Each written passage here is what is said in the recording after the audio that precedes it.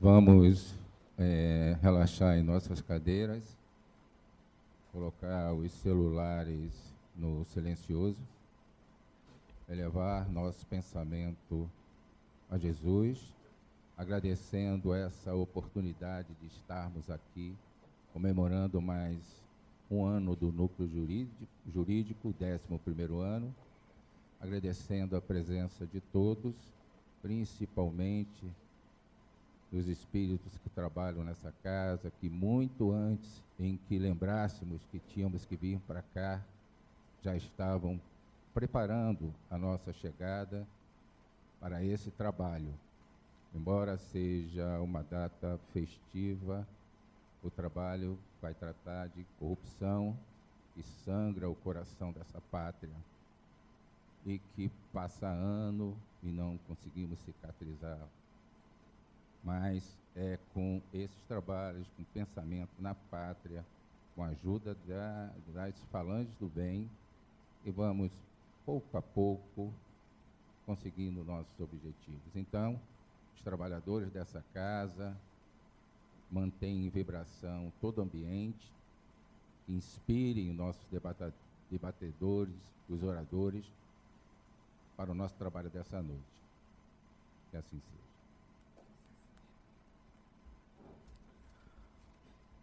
O Núcleo Jurídico e de Cidadania Maria Terezinha Ferraz Freire de Novaes, da Fundação Lar Harmonia, comemorando o seu 11º ano de fundamento, programou para essa noite festiva este nosso encontro. E para nos falar um pouco sobre o Núcleo Jurídico e da Fundação Lar Harmonia, convidamos nossa presidente, doutora Cristiane Silveira.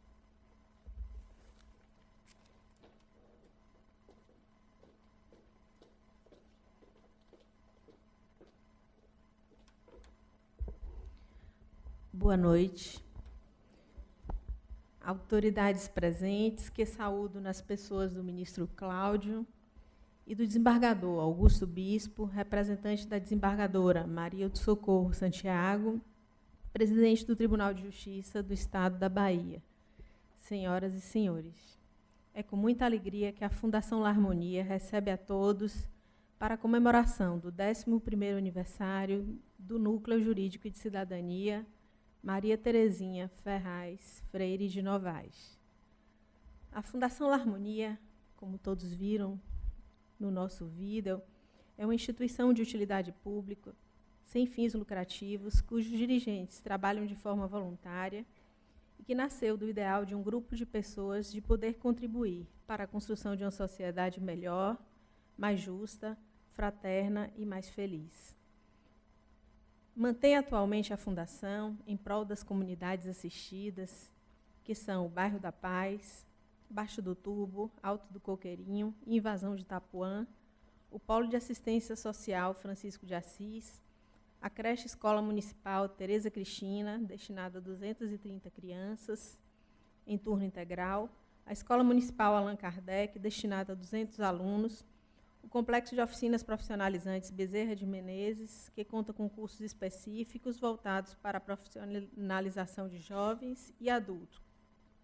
O Núcleo de Psicologia, o Ambulatório Médico Eurípedes Bassanufo e o próprio Núcleo Jurídico. Projetos estes que realizam atendimentos gratuitos e destinados a famílias e pessoas expostas ao risco social. E, atualmente, reúne a Fundação esforços para a finalização das obras de construção de um lar destinado a idosos e que beneficiará idosos carentes sem assistência. Além dos profissionais contratados e vinculados aos parceiros, a instituição, para o desenvolvimento dos seus projetos, conta com mais de 200 profissionais voluntários que prestam serviços gratuitos à sociedade através dessa instituição. Entre eles médicos, dentistas, psicólogos, operadores do direito, administradores, entre outras áreas, todos vinculados aos ideais da instituição. Para a manutenção dos seus objetivos, a Fundação conta com a editora de livros Harmonia, que edita livros cujos direitos autorais lhe foram cedidos, e conta atualmente com mais de 25 títulos, com a distribuidora de livros e a realização de eventos beneficentes. E com esses ideais da Fundação Larmonia consolidados, em 2005, um grupo de operadores do direito ligados à instituição, com o objetivo de oferecer mais justiça e mais cidadania aos que mais necessitam, constituíram o núcleo jurídico.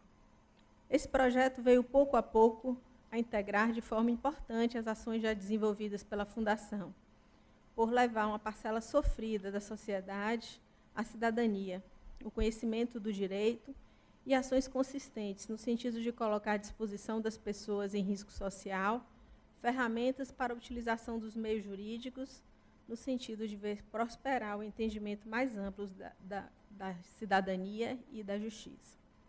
Busca o núcleo não apenas realizar uma prestação de serviços jurídicos gratuitos, mas sim de ver profissionais do direito trabalhando de forma preventiva na solução dos conflitos, atender com ética, respeito, profissionalismo e competência as demandas, formar e preparar seus estagiários acerca da teoria e prática jurídica com profundidade e, sobretudo, compreendendo a importância da vida, da ética e da solidariedade. Com essa visão, além do atendimento jurídico às pessoas carentes e do trabalho de conscientização à população sem assistência, em especial às famílias beneficiadas pela Fundação, acerca do direito, oferece o núcleo assessoria jurídica a diversas instituições beneficentes para a sua estruturação e para a defesa dos seus interesses, visando a profissionalização e maior efetividade ao amparo da sociedade. E, para tanto, aprofunda também nas questões legais que envolvem o terceiro setor, diante da importância deste para a execução de trabalhos em proteção aos direitos difusos não cuidados pelo Estado. Desenvolve ainda o núcleo estudos aprofundados em temas que necessitem um olhar espiritual, como é o caso do trabalho que temos a honra de realizar essa noite, que fará uma reflexão sobre a corrupção, um dos motivadores dessa grande crise econômica e política que o nosso país vem atravessando. Assim, respeitando os impedimentos profissionais de cada operador do direito, reúnem-se nessa casa advogados, magistrados, promotores, procuradores, estudantes de direito, entre outros voluntários, em torno da espiritualidade e da solidariedade, na busca de auxiliar a construção de uma sociedade mais justa e fraterna.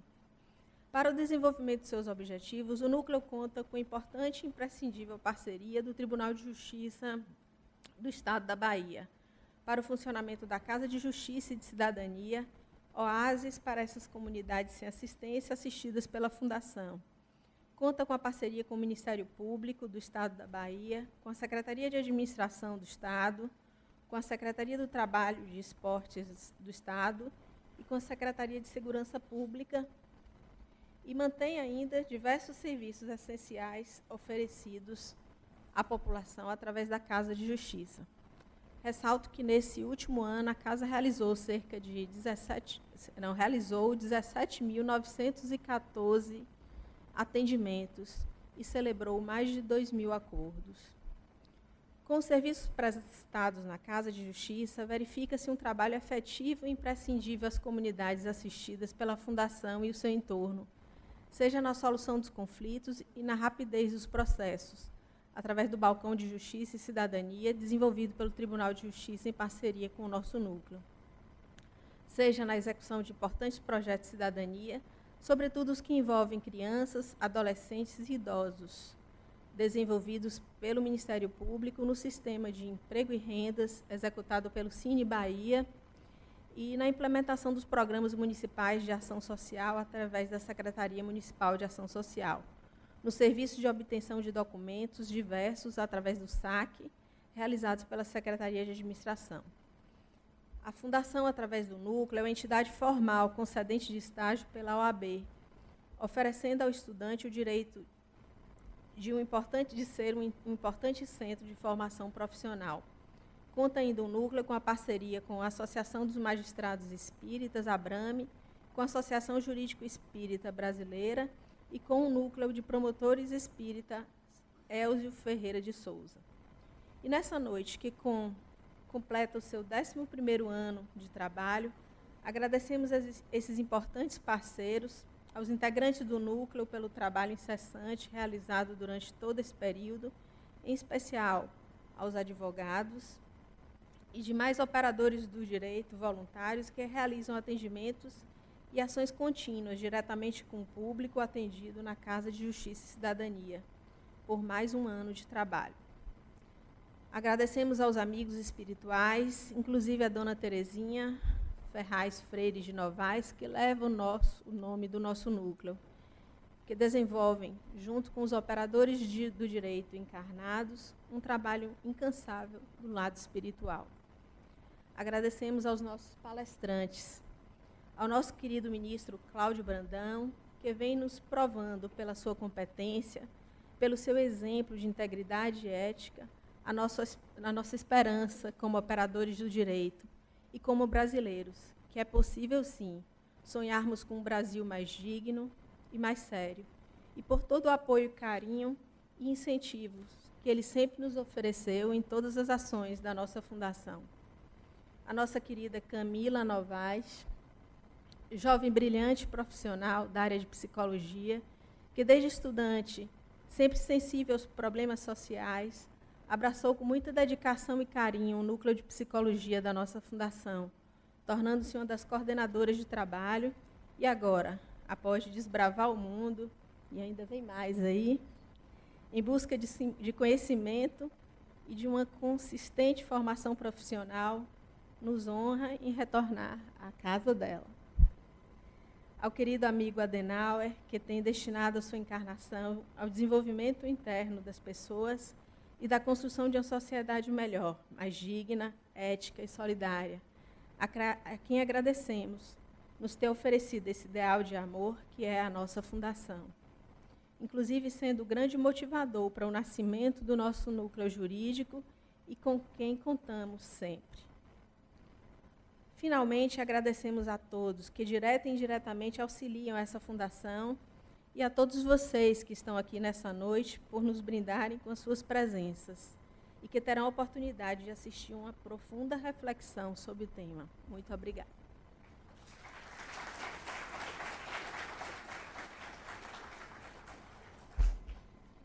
Diante da grave crise de valores éticos e morais, processos investigatórios infindáveis, envolvendo possíveis atos de corrupção de políticos, empresários e executivos que lesaram bens e instituições públicas para proveito ou interesses particulares. O Núcleo Jurídico quis, nesta noite comemorativa, através desta mesa redonda, refletir com especialistas do direito, da psicologia e do espiritismo o tema corrupção. Para mediar os trabalhos, convidamos a doutora Rosimeire Fernandes, a quem passamos a palavra.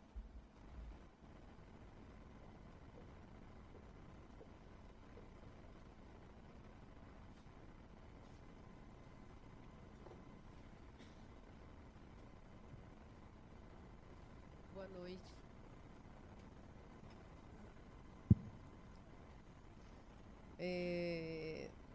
Nossa tarefa aqui está muito fácil, porque nós temos hoje 3 expositores que com certeza brindarão a nós todos com reflexões muito importantes sobre o tema que está muito em voga na atualidade e que o núcleo jurídico e de cidadania da Fundação não poderia ficar de fora dessas reflexões.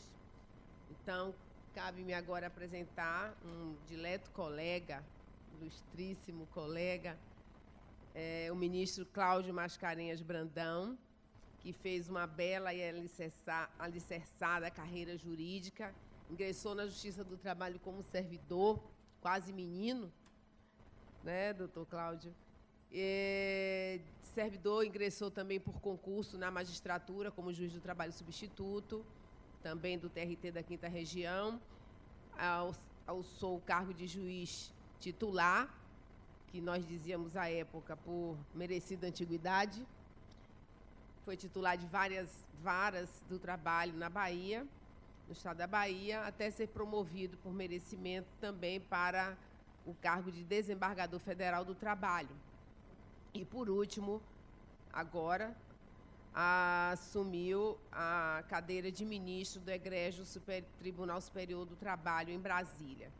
O O ministro Cláudio é mestre em Direito, autor de diversas obras jurídicas, é membro do Instituto Baiano de Direito do Trabalho, da Associação Ibero-Americana de Direito do Trabalho, é professor de Direito Processual do Trabalho, professor também de Direito Material do Trabalho e voluntário desta casa. Com a palavra, então, o nosso primeiro palestrante, o ministro Cláudio Brandão, para falar, completando, vai falar sobre os aspectos jurídicos da corrupção.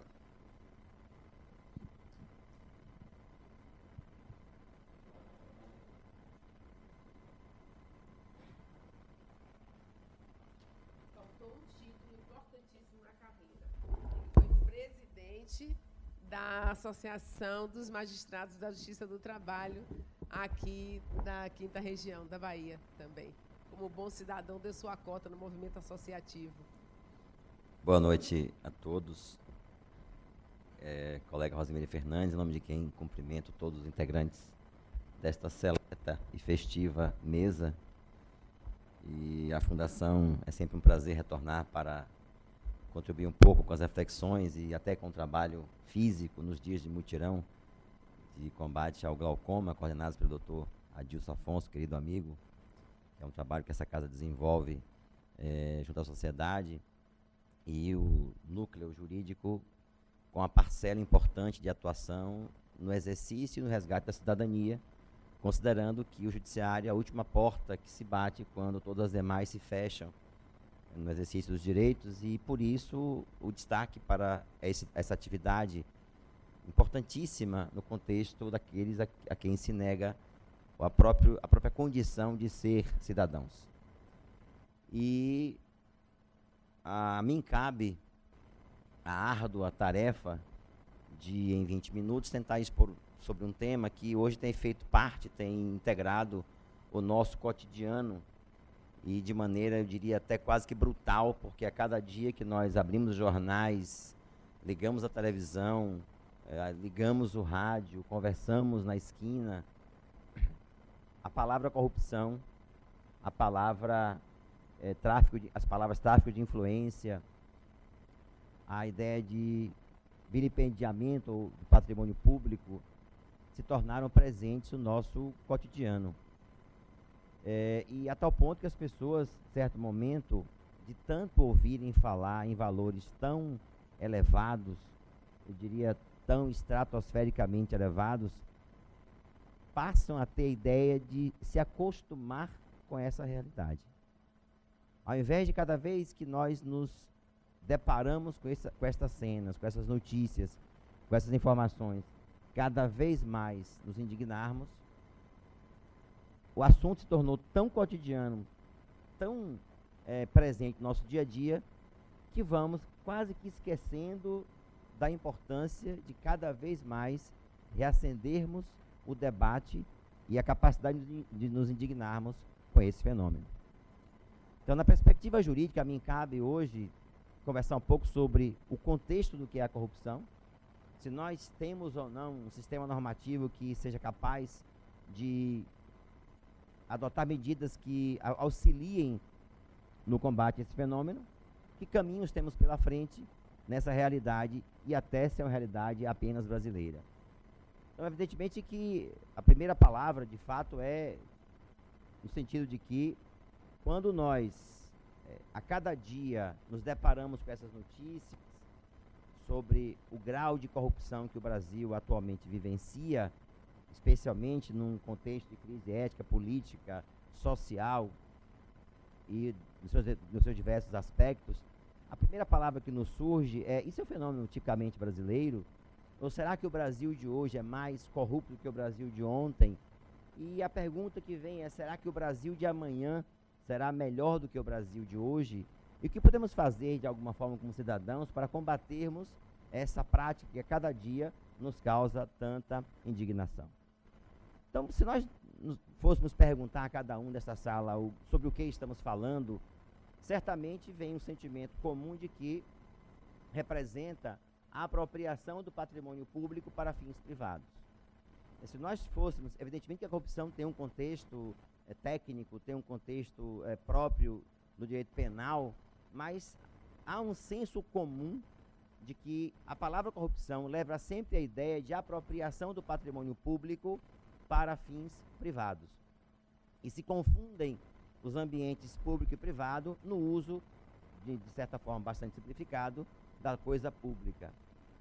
E quando alguém ouve falar em corrupção, sempre deve ter a ideia de que não é uma pessoa em si que está sendo furtada ou roubada. Na verdade, é muito mais do que isso. É a sociedade como um todo que deixa de ter uma escola, deixa de ter um posto de saúde, deixa de ter um atendimento para as atividades próprias do Estado, em virtude de ações de pessoas que individualmente dilapidam o patrimônio público pelas suas mais variadas formas. E a pergunta que se faz de início é: isso é um fenômeno tipicamente brasileiro? E evidentemente que a resposta negativa se impõe. E também não é um fenômeno de hoje, e também não é um fenômeno de uma causa só. A corrupção é um fenômeno que eu diria transterritorial, ele é transtemporal e ele é multicausal. Isto é, ele está presente aqui e lá fora, ele esteve presente ontem, está presente hoje e, infelizmente, vejo na mesa um promotor de justiça que tem um papel relevantíssimo nesse contexto, estará presente amanhã. E, ao mesmo tempo, ele está presente no Brasil e está presente, como eu disse, em outros países.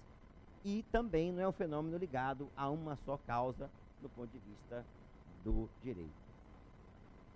E se nós fôssemos ainda refletir sobre isso, lamentavelmente constataríamos, diz os historiadores, que o primeiro ato de corrupção do Brasil ocorreu na Bahia, em Porto Seguro, e no dia 1º de maio de 1500, quando Pedro Vaz de Caminha, ao terminar a sua carta ao rei de Portugal, falando das bandeiras do Brasil, pediu, isso está documentado no final da carta de Pedro Vaz de Caminha, que o rei concedesse o perdão e resgatasse para Lisboa um sobrinho seu que estava cumprindo a pena de degredo em São Tomé. E naquela época as penas de degredo eram muito sérias, eram muito graves, poderiam ser cumpridas de modo permanente, de modo perpétuo ou até sem tempo determinado. Então, infelizmente, a Bahia, aqui nesta nossa terra querida, foi praticado o primeiro ato de corrupção que há registro histórico na nossa realidade. Ou seja, desde que o Brasil foi descoberto e até hoje, a nossa realidade permeia com práticas de corrupção, pelas suas mais variadas formas e em graus de intensidade. E haveria então a seguinte pergunta: e o Brasil, em consequência desse fenômeno, possui um sistema normativo capaz de dar vazão a essa prática? Uma professora da Universidade de Toronto, professora Mariana Mota Prado, num evento realizado no Brasil em 2013, disse que o Brasil tem, aspas, um dos mais completos sistemas de legislação anticorrupção do mundo. Segundo ainda a professora, na sua exposição, mereceu nota máxima da entidade chamada Global Integrity, exatamente por ter adotado práticas de transparência, de sistema de monitoramento, e aí as práticas do TCU, da Polícia Federal, a atuação do Ministério Público, as práticas de transparência, de investigação, as próprias CPIs, são instrumentos criados exatamente para viabilizar o controle social e normativo sobre essas práticas de corrupção. E o Brasil tem, pelo menos, eu cataloguei 17 normas que tratam, de alguma forma, de incentivo e de combate, de incentivo ao combate à corrupção.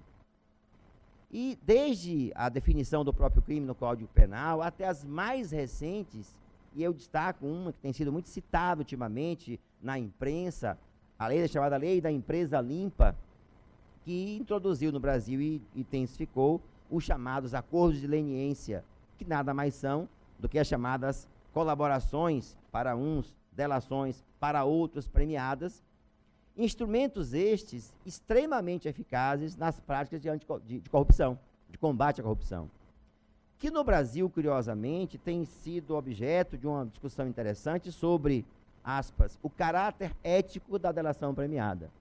Seria o delator, seria o autor de uma delação premiada alguém que está violando uma conduta ética? Existiria alguma ética na prática de um crime?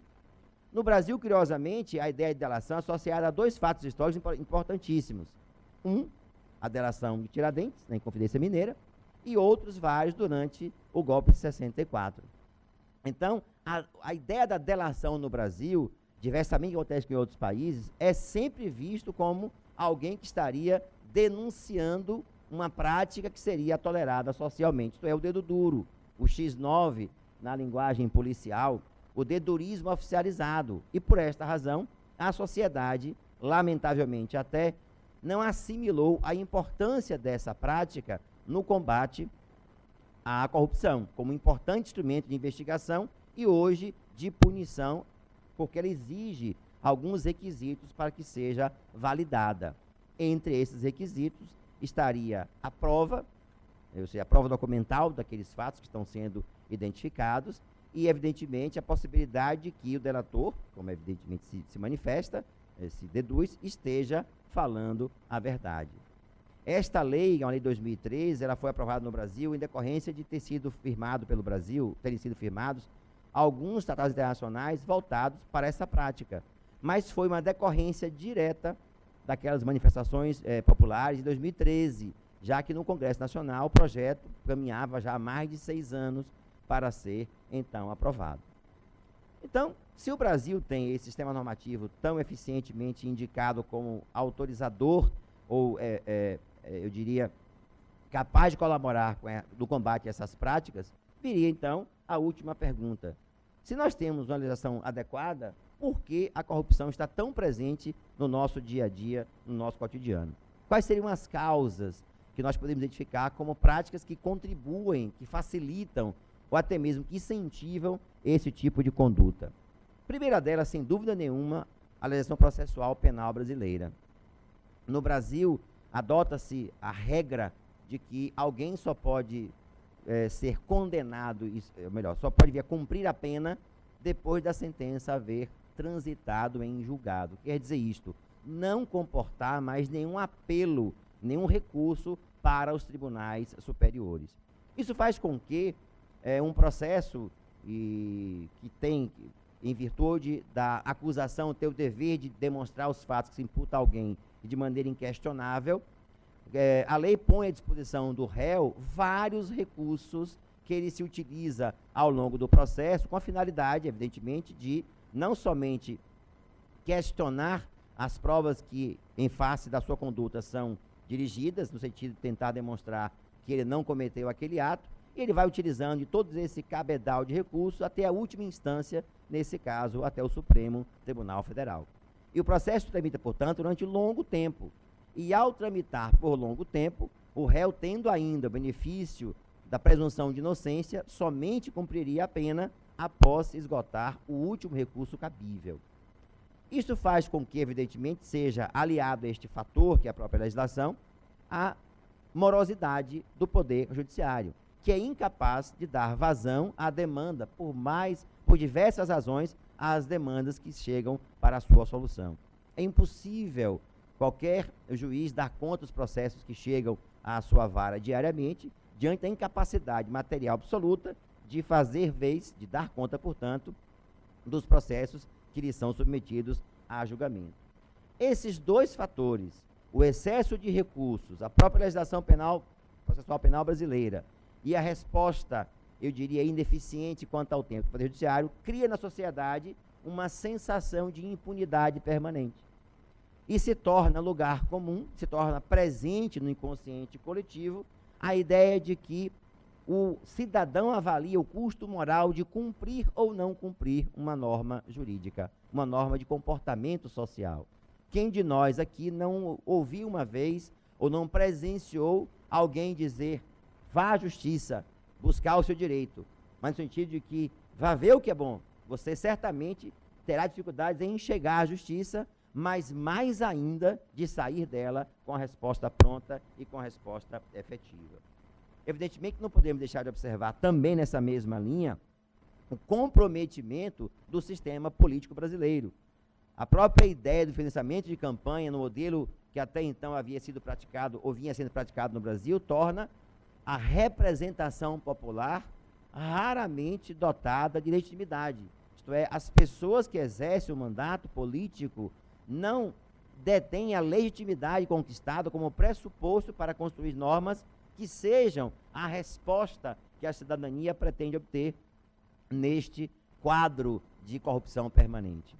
Ao lado dessas três iniciativas que poderiam, ou dessas três causas que poderiam ser identificadas, também se pode identificar como elemento importante nesse combate a ampliação cada vez mais da transparência no setor público. E o Brasil tem adotado, nesse sentido, algumas práticas já há alguns anos, não só por meio de leis, a própria lei da transparência é um exemplo, mas também divulgar informações disponíveis ao cidadão. Hoje, qualquer cidadão pode obter informações que estejam armazenadas não só sobre si, mas sobre todo e qualquer agente público, isto é, qualquer pessoa que exerça um cargo público. É importante também frisar nesse diagnóstico, que ao mesmo tempo é causa e consequência, a necessidade da maior participação do cidadão na vida do Estado. Cada vez mais que nós nos afastamos do controle social, o Estado se sente autorizado a agir, ou as pessoas que ocupam os cargos públicos, que não detêm o controle social, ficando imunes a esse controle, se sentem autorizados, ou pelo menos incentivados, a práticas que têm na origem a usurpação do patrimônio público em detrimento dos fins a que se destina. E, por fim, evidentemente, não se pode deixar de mencionar o fortalecimento cada vez mais dos órgãos de controle. É importante que tenhamos órgãos de controle cada vez mais eficazes para que possamos deles extrair a resposta quanto à identificação dos casos de corrupção. E viria, então, a seguinte e última pergunta, para não deixar de cumprir o tempo que me foi reservado. É possível eliminar a corrupção? A resposta é, inafastavelmente, não. A corrupção é um fenômeno ligado ao homem desde que o Estado se organiza. Não é possível se imaginar, é utópico pensar um dia que nós teremos um Estado, e eu não falo do Estado brasileiro, isso é um fenômeno mundial, em que a corrupção não seja uma prática disseminada. O importante é nós desenvolvermos formas de controle social cada vez mais eficazes, uma resposta pronta do sentido de punir, identificando os responsáveis de maneira cada vez mais rápida, para que também sirva de estímulo ao comportamento social. O sistema jurídico tem a finalidade de moldar o comportamento social, que as pessoas saibam que se agem em desconformidade com o sistema, podem ser cada vez mais objeto de uma sanção firme, séria e rápida do Estado. E também nessa reflexão viria uma pergunta a que fiz no início e que faço no final. O que mudou no Brasil de hoje em relação ao Brasil de ontem? Certamente alguns pontos merecem destaque. Primeiro deles, a liberdade de imprensa. É exatamente por imprensa livre que nós estamos tendo conhecimento da nefasta realidade do Brasil atual. Deve ser destacada também, como importante elemento nesse contexto, a ampla participação e autonomia do Ministério Público, que cada vez mais tem sido um papel de fundamental importância na sociedade democrática, conquistada essa autonomia em 1988. Não se pode também deixar de observar que as instituições estão cada vez mais evoluindo para que cumpram o seu papel. A polícia investiga, o Ministério Público abre o processo e o Judiciário condena. Assim que devem ser instituições, cada uma exercendo o seu papel, cada um cumprindo a sua missão constitucional, para que nós possamos aí sim lutar não para vivermos no mundo, para objetivarmos um mundo utópico em que a corrupção esteja banida, mas ao contrário, lutarmos por um mundo em que seja o corruptor identificado como alguém que a sociedade não aceita em seu seio, seja alguém que seja tido como persona não grata no meio social, alguém em relação ao qual nós tenhamos sim repulsa do comportamento que adota, porque cada vez que alguém se vale do bem público para fins privados, a sociedade paga por isso. A sociedade somos todos nós. É uma escola, é um hospital, é um posto de saúde que deixam de ser construídos porque o patrimônio público foi utilizado para fins privados. E aí ficaria a seguinte reflexão final. Isso é utopia? Isso é algo inalcançável? E a resposta para essa pergunta, eu deixo para a reflexão de vocês um trecho do professor uruguaio Eduardo Galeano, que uma passagem extremamente bela indica qual deve ser a nossa capacidade de reação. Diz ele: a utopia está no horizonte. Me aproximo 2 passos e ela se afasta 2 passos. Por mais caminho 10 passos e o horizonte corre 10 passos. Por mais que eu caminhe, jamais alcançarei. E aí pergunta ele ao final: para que então serve a utopia? Ele mesmo responde: para isto, para que eu não deixe de caminhar. E eu respondo em relação à corrupção: serve para isto, para que nós não deixemos de mantermos a nossa capacidade, nos indignarmos com a corrupção presente no nosso dia a dia. Muito obrigado.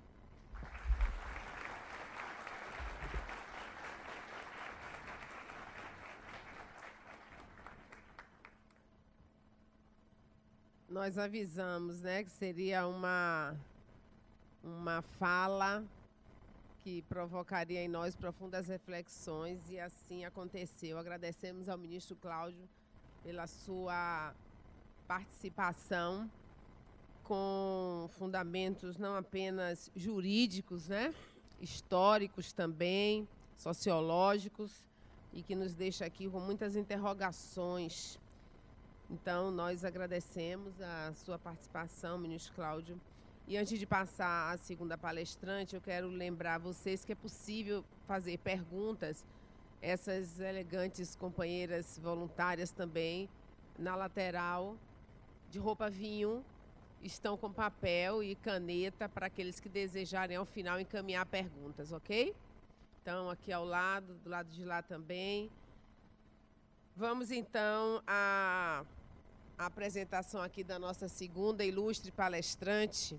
Aliás, o Núcleo Jurídico, neste seu 11º ano, cada vez ele se esmera mais em trazer para a gente sempre contribuições muito valiosas e pessoas tão ilustres. Camila Novaes é psicóloga, é mestre em psicologia junguiana pela PUC São Paulo, é doutora em psicologia analítica pela Universidade de Essex, da Inglaterra, e a sua tese de doutorado teve por tema exatamente a corrupção. Além disso, Camila, como foi dito já aqui por doutora Cristiane, é também coordenadora do Núcleo de Psicologia desta casa. Para falar para a gente agora, a doutora Camila Novaes.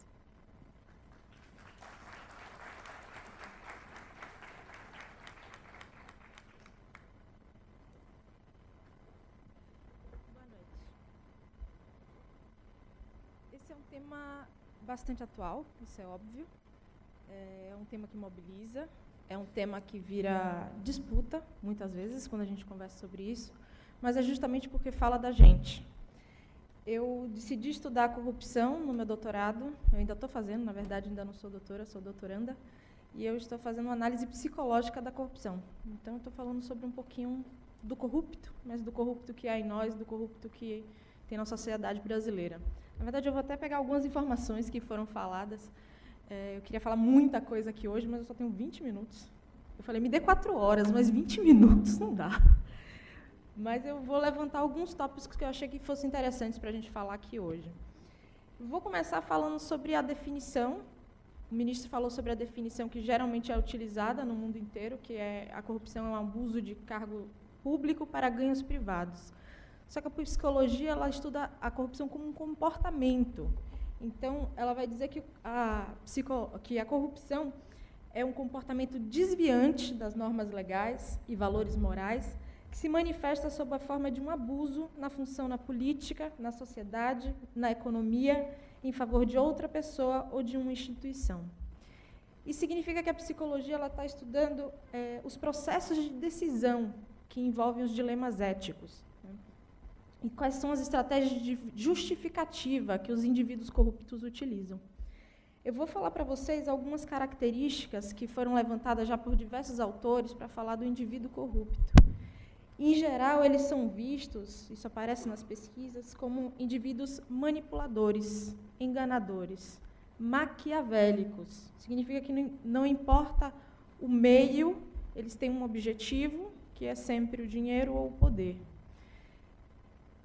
Às vezes na forma de cargos, né? Eles tendem a não assumir a responsabilidade pelo que fazem, então eles jogam a responsabilidade em outras pessoas. Em geral, eles são extrovertidos, a sua maioria é de homens. Interessante, né? Não sei por quê. Não, primeiro porque nós temos mais homens na política, nós temos mais homens envolvendo nesses cargos públicos, mas é uma característica que aparece mais nos homens do que nas mulheres. Talvez até uma solução fosse ter mais mulheres na política, seria interessante. Uma outra característica é que eles se sentem superiores em relação a muita gente, em relação à sociedade. Imagine que diante de um dilema ético, ou seja, ou eu ajo de maneira íntegra, ou eu ajo de maneira corrupta, eu penso em mim mesmo, eu esqueço que a sociedade precisa, eu penso no meu ganho privado. Então, o indivíduo que comete um ato de corrupção, por exemplo, em que ele desvia o dinheiro de uma merenda escolar, ou ele tira o dinheiro de um hospital público, em que pessoas morrem porque um dinheiro não chegou, porque um remédio não está disponível, ele está colocando o dinheiro dele, vamos dizer que ele usou para fazer uma piscina dentro de casa, vamos dizer que ele usou para fazer uma viagem, ele colocou as necessidades particulares em cima de toda uma sociedade. Então, imagine o quanto o indivíduo se sente superior a todo mundo para fazer uma coisa desse tipo. Então, eles são egoístas, muito egoístas. Eles têm também uma personalidade narcísica. Em geral, eles se sentem como deuses. O indivíduo que faz o que faz, independente da maneira como faz, ou seja, ele busca o ganho pessoal, independente do que acontecer, o indivíduo maquiavélico, ele está se achando como um deus. Só que a queda é muito grande, ele não se importa. Alguns autores falam até da ideia de corrupção suicida. É aquela que todo mundo vê que vai dar errado. Ele pode ser pego a qualquer momento, mas ainda assim ele faz. Até pela busca do prazer, até pelo risco que ele corre. Ele tem prazer nesse risco. O indivíduo que é corrupto, ele não está colocando o bem-estar da nação, ele não está, em primeiro lugar, ele não está pensando no amor ao próximo, não tem nada disso. Apesar da gente falar de um complexo de superioridade nos corruptos, a gente também tem que falar de um complexo de inferioridade. Por quê? São indivíduos que não conseguiram chegar até esse objetivo deles sem cometer algo ilícito. Eles precisaram usar de subterfúgios. Foi para superar uma incompetência pessoal que eles fizeram o que fizeram, ou fazem o que fazem. Então, pense que... imagine um negócio muito difícil, eu não consigo sair, eu não consigo fazer com que eu feche um negócio, e eu pago algum por fora para ficar mais fácil. Eu não consigo lidar com a minha dificuldade, com a minha incompetência, então eu dou um jeitinho. Além disso, o indivíduo corrupto, ele acaba, para não lidar com suas próprias dificuldades, para não lidar com seus defeitos, digamos assim, ele pode pagar alguém para ter um resultado num processo, por exemplo, para um processo andar mais rápido, ou até para andar mais devagar, às vezes também acontece, porque é muito difícil lidar com seus defeitos, suas dificuldades. Uma característica muito interessante é que, em geral, os corruptos não se veem como corruptos. Ou seja, se você for perguntar, eles não estão fazendo nada de errado. Eles acham que é isso mesmo, é o jogo, é a política, os negócios são assim mesmos, que se você não fizer, ele não fecha o negócio. Então, eles tendem a ver a coisa como normal. Só que, se vocês lembrarem do episódio recente, que foi a votação do impeachment, lá na Câmara dos Deputados, vocês devem ter visto algumas dessas características que eu falei, né? Como muitos utilizaram da imagem, choraram e tudo mais, a gente até viu essa semana aí as lágrimas do crocodilo, como é fácil para eles manipular para obter um resultado. Falar, é pela minha filha, é pelo meu filho, é pela minha tia. mas o que ele está pensando ali é no partido, é em como ele precisa manter o negócio que ele fechou antes, então ele não pode quebrar a imagem dele. Então, esses indivíduos, eles tendem a ter duas personalidades, eles são duas caras. Uma é uma personalidade extremamente carismática, e aí a gente encontra um monte de político, né, que eles conseguem cativar, conquistar, mas, por outro lado, eles têm características extremamente perversas, cruéis até, se ele deixa de dar o dinheiro para uma escola, para uma criança, para comer, eles são cruéis. Aliás, alguns autores consideram os comportamentos dos corruptos muito semelhantes aos de psicopatas, porque eles são pouco emotivos, né? Por isso que até usei a expressão de lágrimas de crocodilo. Quando vem é porque tem alguma coisa, né? Não é à toa. E eles, não só por isso, mas porque é muito semelhante como o psicopata manipula, como ele consegue ter essas duas caras, ele consegue se mostrar como bom e cativar, mas um outro lado que pode cometer atrocidades. A gente sabe de casos de políticos, inclusive, que mandam matar para conseguir seus objetivos, que vai além até do que é corrupção, mas eles fazem o que é necessário. Então, é como se eles fossem meio que o médico e o monstro, né? Mas só que eles também são alvo da sombra coletiva. O que seria isso? Significa que nós utilizamos os corruptos para ver conteúdos nossos.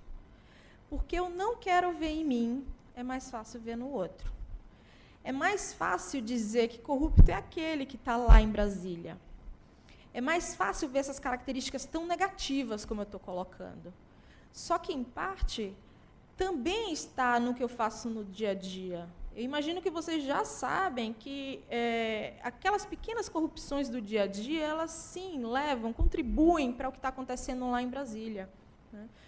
Seja falsificar carteirinha, vocês já devem ter ouvido isso nas campanhas, mas estacionar num local que é proibido para idosos, o que você, o cabo, a TV a cabo que você não paga e pega do vizinho, tudo isso está, sim, relacionado com a corrupção lá, mas é porque é mais fácil ver que foi um indivíduo lá, que eu nem conheço direito, um político, que ele é corrupto, eu não sou. Mas só que ele, ao mesmo tempo que ele é gente como a gente, nós utilizamos deles para jogar toda a nossa sujeira, porque nós acabamos colocando debaixo do tapete, né? Porque para a gente é fácil, a gente justifica, dizendo, mas ninguém está vendo. Mas se eu não fizer, outra pessoa vai fazer. Ou então, foi só dessa vez, né? A gente sempre fala que é um jeitinho apenas.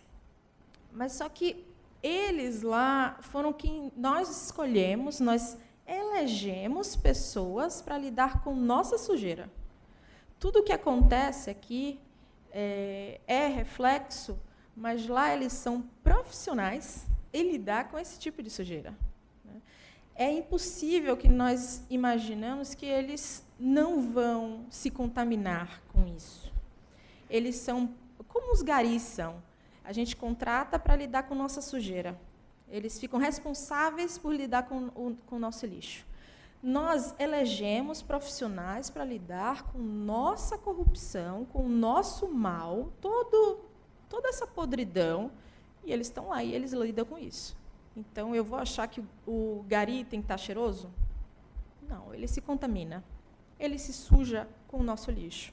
Os de lá, os nossos políticos, também estão sujos com a nossa sujeira. Eu tenho quantos minutos mais? 5? Eu quero falar de um outro ponto, para a gente pensar um pouquinho nas características da corrupção na sociedade brasileira, especificamente. Ao mesmo tempo que a corrupção ela é atemporal, ela é transcultural, tem características que são particulares da nossa corrupção daqui, da nossa sociedade. Então, eu quero propor a vocês que pensem no Brasil como um paciente, para ficar mais fácil da gente lidar. Um paciente que está cheio de problema psicológico. Imagine que esse paciente vai no consultório e ele diz, eu tenho um sintoma, eu tenho corrupção. É isso que eu estou sentindo hoje. Isso é um sintoma da nossa cultura, que está acontecendo agora. Esse paciente, ele tem uma série de problemas, uma série de traumas. Ele é um jovem de 500 anos, ou um pouco mais de 500 anos, e que é ainda imaturo, principalmente em suas questões da política, né? Ele tem um jeitinho brasileiro de lidar com as coisas, ele tem uma malandragem também, mas ele sofre de grandes traumas, né? Alguns foram falados aqui. A nossa história está cheia de traumas. O primeiro deles foi, com certeza, a colonização, que deveria se chamar invasão portuguesa, porque nos foi usurpado, a gente não tinha uma identidade. Por mais que ela estivesse ainda incipiente, ela estava se formando, né? Tudo o que tínhamos foi deletado, foi implantado aqui um país, uma nova civilização, mas o nosso pai português, digamos assim, o pai desse paciente, que foram os portugueses que vieram de lá, os degradados, que aqui fertilizaram nossas índias e nossas africanas, que vieram como escravas, era um pai que não levou em conta as características desse filho, que não deixou suas índias, as mães, passarem adiante suas características, afinal nós falamos português e não tupi ou iorubá. Nós herdamos diversas características desse pai e que ele já vinha com uma dificuldade de lidar com leis, né, como degradados, como pessoas já com seus problemas com a lei lá. A gente herdou a grande dificuldade de obedecer às leis. Sim, nós temos diversas leis para lidar com a corrupção, nós temos uma dificuldade em exercê-las, fazê-las se tornarem eficazes. Muito ainda está por vir. Esse paciente chamado Brasil, ele está com um sintoma grave, nós precisamos cuidar desse sintoma para que ele não piore, mas o principal é que a gente veja a nossa responsabilidade em relação a isso. Eu falei de algumas coisas, mas eu acho que principalmente porque, se você quer ver o Brasil mudar, você tem que ser parte dessa mudança, você tem que ser a mudança que você quer ver no Brasil. Eu queria que vocês lembrassem, saíssem daqui lembrando que a corrupção está, sim, dentro de vocês. Esse paciente ele está sofrendo diversas consequências de nossos atos, e ele só vai mudar se você mudar. Então, não adianta pensar que são apenas os corruptos lá em Brasília. Eu sou corrupta, somos todos corruptos, né? Preciso de uma mudança da parte de vocês. Digo preciso porque o tema já se tornou bastante pessoal, mas eu entendo que para vocês também é pessoal, mexe com todos. Então, lembre-se no dia a dia do que vocês fazem para tornar a decisão diante de dilemas éticos, diante da escolha de decidir de agir de forma íntegra ou de forma corrupta, que vocês escolham pelo que é certo e não pelo que é conveniente. Obrigada.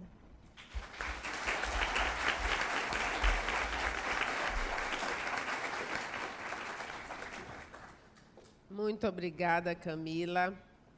De fato, 20 minutos, mas você conseguiu certamente fazer com que a gente pense sobre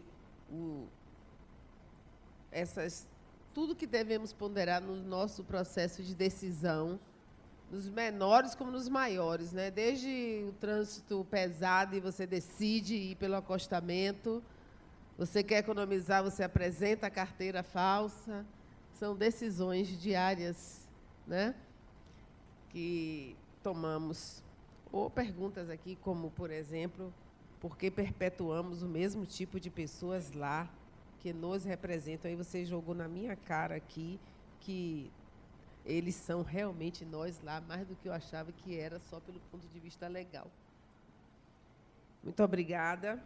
As perguntas estão aqui chegando, muitas, mas nós ainda temos mais um palestrante igualmente ilustre, importante, tão conhecido e tão querido, Adenauer Novaes, que dispensa até apresentações, mas a gente precisa apresentar. Adenauer é graduado em Engenharia Civil, em Psicologia, Filosofia, trabalha como psicólogo clínico, é especialista em Psicologia Junguiana, então a nossa Camila teve literalmente a quem puxar, né? E ministra cursos diversos nesta área. É escritor e autor de mais de 20 obras, cuja comercialização é integralmente revertida em benefício desta Fundação Lar Harmonia, que foi idealizada por ele em 1993 e de cujo quadro diretivo integra. Então, agora com a palavra, o nosso terceiro palestrante dessa noite, Adenauer Novaes, que vai falar sobre os aspectos espirituais da corrupção.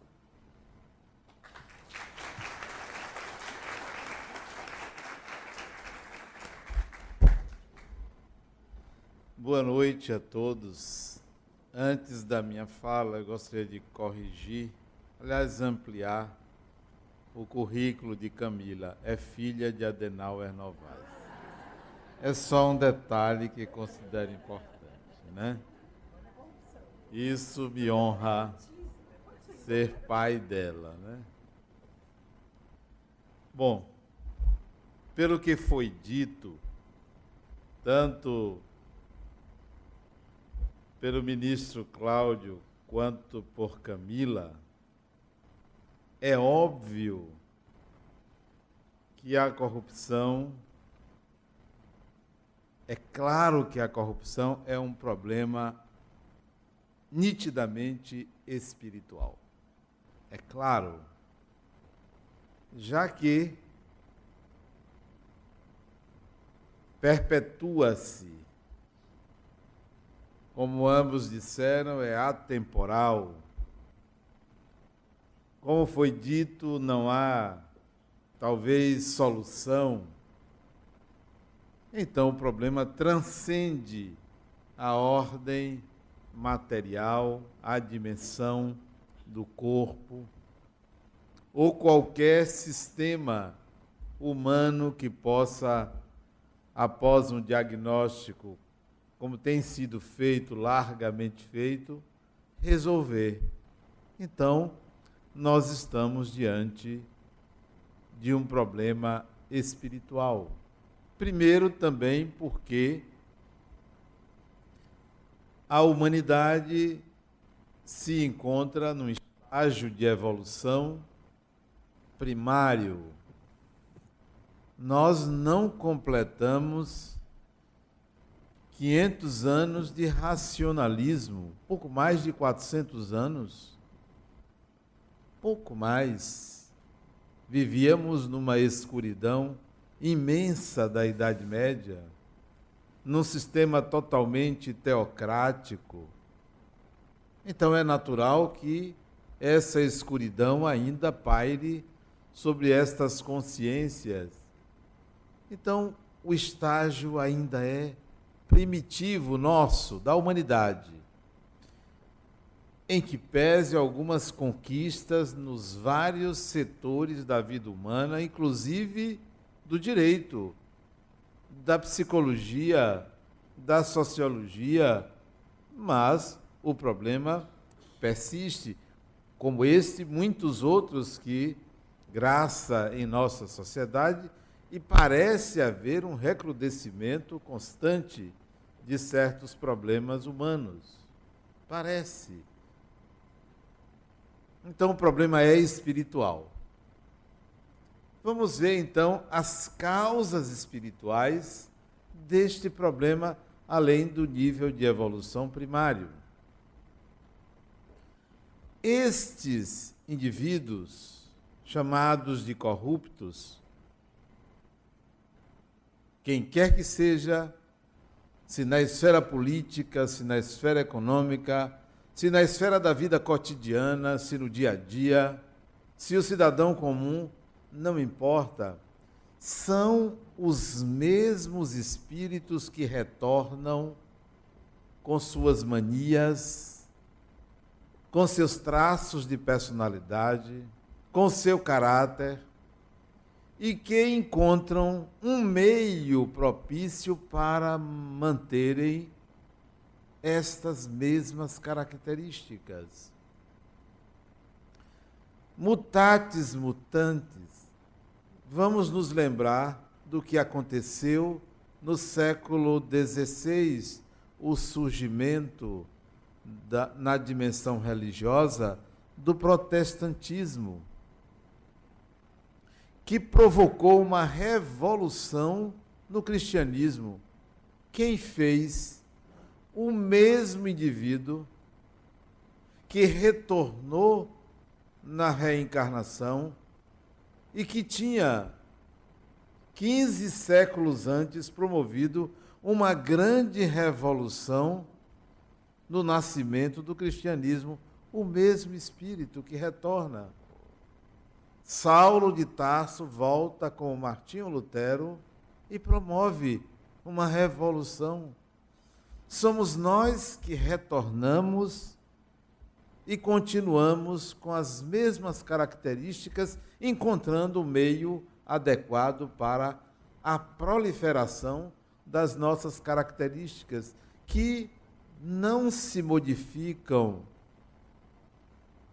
tão largamente como imaginamos, ou tão fortemente. O processo de mudança é muito lento.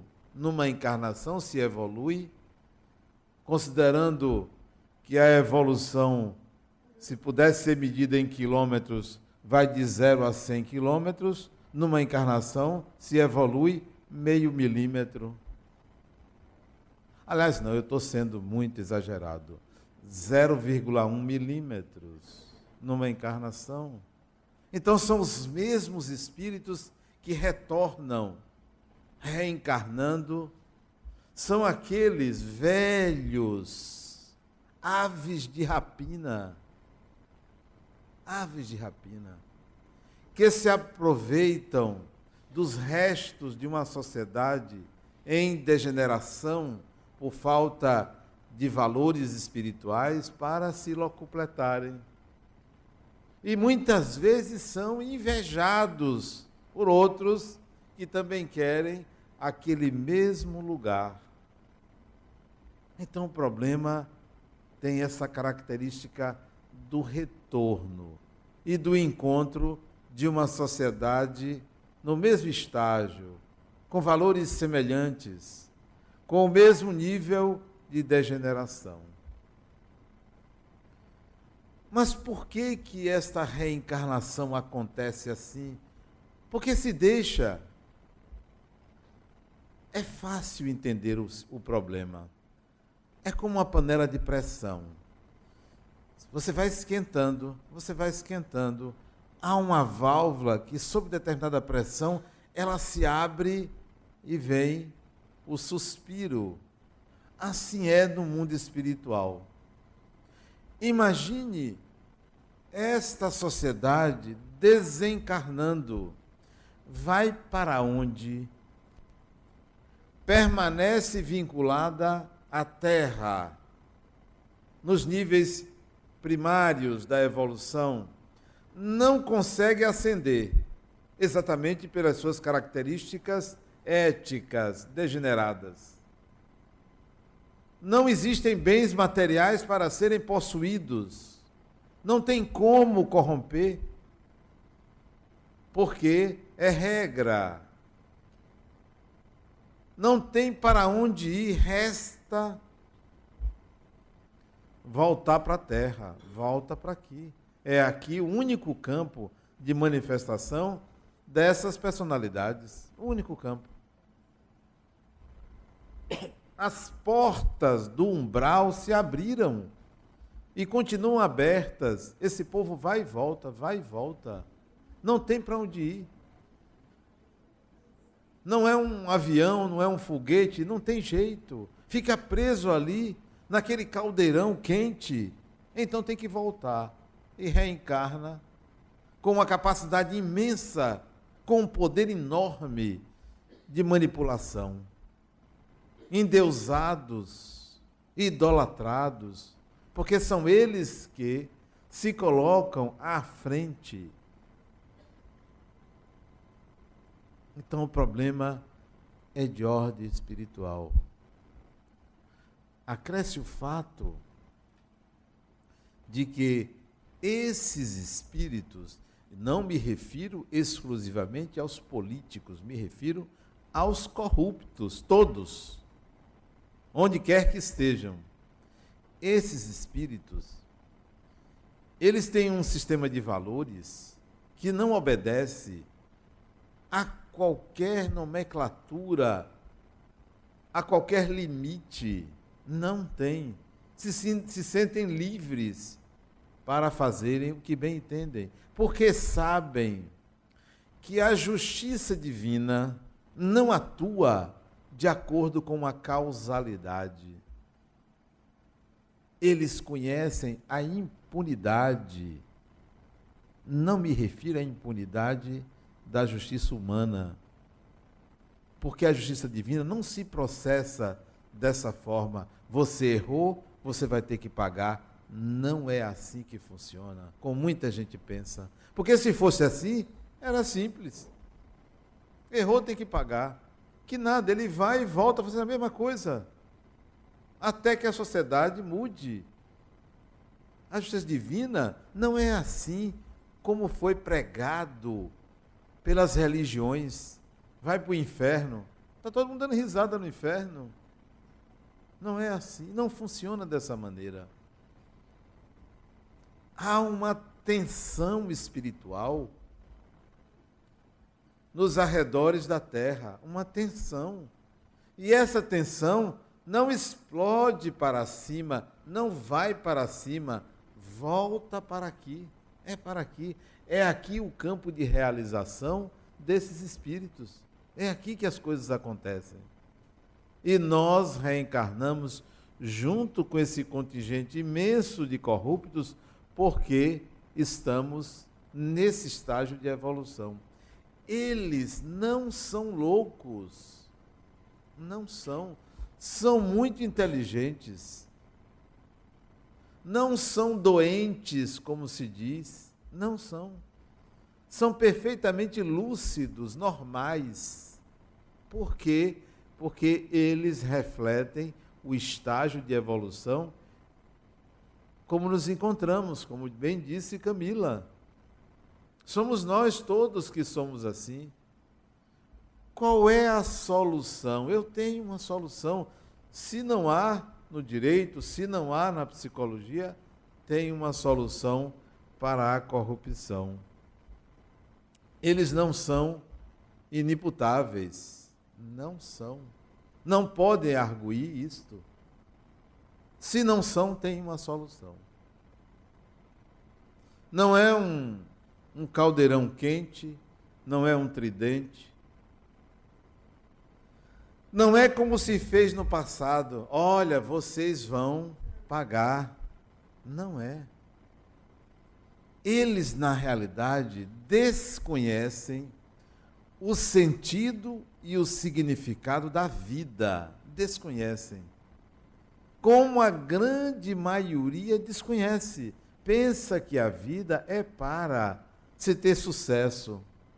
Pensa que a vida é para se conseguir sublimar, transcender e sair dela como um anjo. É o que se pensa. Transfere-se para o além a solução, como bem criticava Nietzsche. Não, a solução não é a gente se espiritualizar para obter um bom lugar depois da morte. A solução é o ser humano, nós, integrarmos a nossa consciência de sermos espíritos imortais na vida cotidiana e não se preocupar com o além. E não querer uma vida após a morte maravilhosa.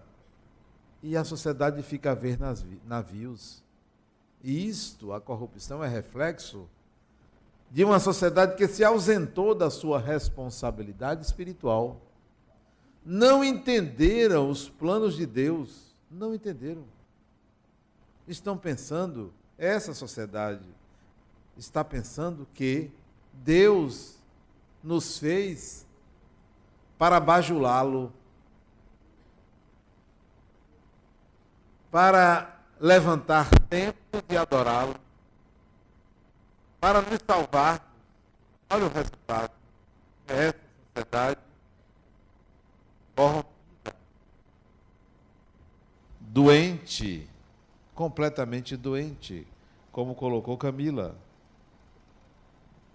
Então, a solução é a sociedade se espiritualizar para se transformar numa sociedade em que haja consciência da imortalidade e o para que viver, e encontrar o sentido e o significado da vida.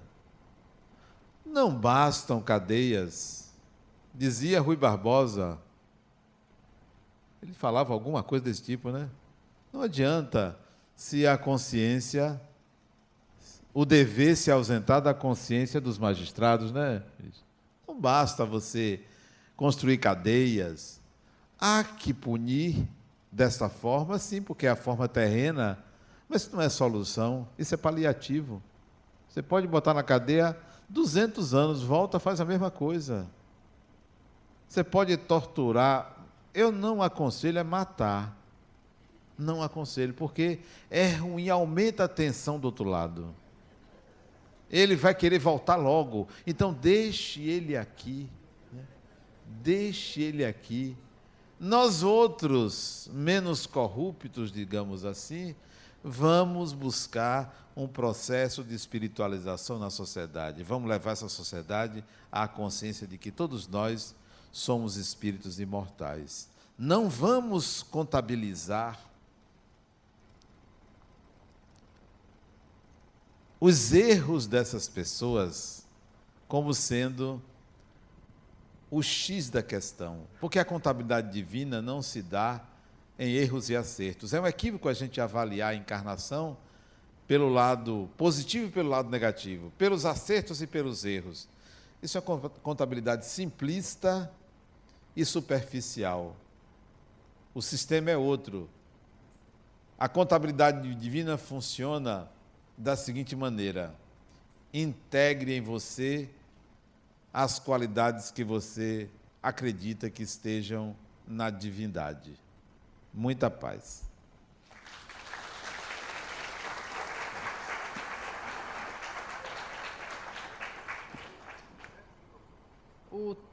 A temática é muito rica mesmo, né?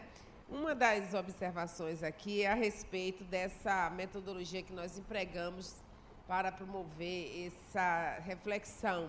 Por que as perguntas não vão direto, o microfone não corre à plateia para perguntas diretas? É muito simples, para a gente ganhar tempo. Já está na hora, doutora Cristiane, cadê ela?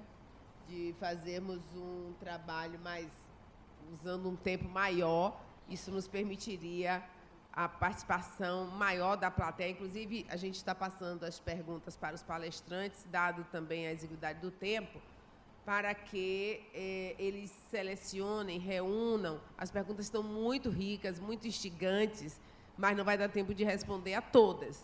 Então, a gente foi selecionando aqui, passando as perguntas para que faça. Mas foi simplesmente uma questão de metodologia para a gente ganhar tempo. Alguns registros sobre passagens importantes, registros importantes feitos pelos palestrantes, nós vamos entregar a cada um. Eu vou passar aqui para o ministro Cláudio Brandão a primeira rodada de respostas, e aí, se vocês concordarem, passo uma vez para você, depois para a Adenauer, Camila, e fazemos mais uma rodada, e as perguntas vão ficar suspensas agora, tá? Vamos às respostas. Bem, algumas questões envolveram aqui, eu vou tentar reuni-las para poder respondê-las em conjunto. Há uma pergunta interessante sobre como o judiciário encara a corrupção no próprio Poder Judiciário. E aí, eu, obviamente, tenho que responder com a mesma veemência que o fiz em relação ao poder executivo ou poder legislativo. Eu acho que a corrupção, quando ela é praticada, não importa de onde ela venha. E quando eu me refiro à corrupção, eu me detive falando um pouco da ideia de apropriação do patrimônio público, mas ela é manifestada de várias formas, no sentido amplo: tráfico de influência, a própria ideia do nepotismo, o benefício próprio, ainda que não revertido em, digamos, ganho pecuniário, não deixa de ser uma forma de corrupção. E, em virtude disso, há uma pergunta bem interessante aqui a respeito da corrupção no setor privado, e se referindo aos escândalos que o Brasil tem vivenciado ultimamente. Se discute muito essa noção do alcance da corrupção, porque, evidentemente, que nós falamos de corrupção, há sempre dois atores, um que corrompe e o outro que é corrompido. É sempre um crime que envolve necessariamente duas pessoas, e a obtenção de vantagem ilícita a que me referi está no conceito do próprio crime, mas evidentemente na compreensão mais ampla e mais aberta desta prática, estaria também abrangido o setor privado naquilo em que, por exemplo, negocia com o setor público. Há um trabalho muito interessante de investigação da CGU, a Controladoria Geral da União, um trabalho de investigação de fraudes, que é muito rico nas práticas, simplesmente pelo cruzamento de informações. E isso tem revelado, exatamente pela evolução da tecnologia, há sistemas hoje, um deles chamado SIMBA, Sistema de Investigação e Movimentação Bancária, que permite identificar qualquer pessoa nesse Brasil que movimente, não precisa ser valores elevados, eles chamam de movimentação atípica. Qualquer movimentação atípica que fuja o perfil daquela pessoa como correntista é facilmente identificável, e o banco tem que informar ao Banco Central, por norma, há muitos anos no Brasil. O problema é que o Brasil é um país de dimensões continentais e as práticas são aos milhões a cada dia, mas os sistemas existem e cada vez se sofisticam nesse sentido. E também me foi perguntado por que os tribunais superiores, especificamente o Supremo Tribunal Federal e o Superior Tribunal de Justiça, não hesitam em fazer cumprir a penalidade aplicada a alguém quando o julgamento ocorre no segundo grau. O Supremo Tribunal Federal, recentemente, os senhores devem ter visto pelos meios de comunicação variados, proferiu uma decisão que provocou um impacto muito grande, que foi determinar o cumprimento da pena no julgamento de segundo grau. Que ali estão em jogo dois valores fundamentais: a presunção de inocência e o eventual erro do Poder Judiciário. Qualquer pessoa que fique na cadeia um dia a mais do que o que seria possível pelo sistema está tendo o maior bem que o sistema protege, que é a liberdade, cerceado, e por um ato ilegal. Mas o Supremo avançou, proferiu uma decisão que foi muito criticada no próprio Supremo, porque estaria mudando a sua jurisprudência.